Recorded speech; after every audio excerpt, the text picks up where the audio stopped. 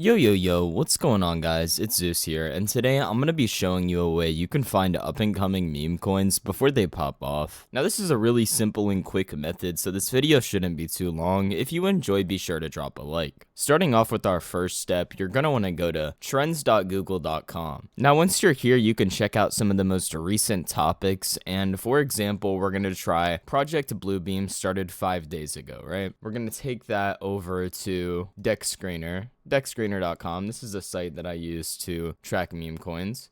And then we're going to click search. Copy and paste, and there should be projects associated with it. Open link in new tab. Boom, Project Bluebeam.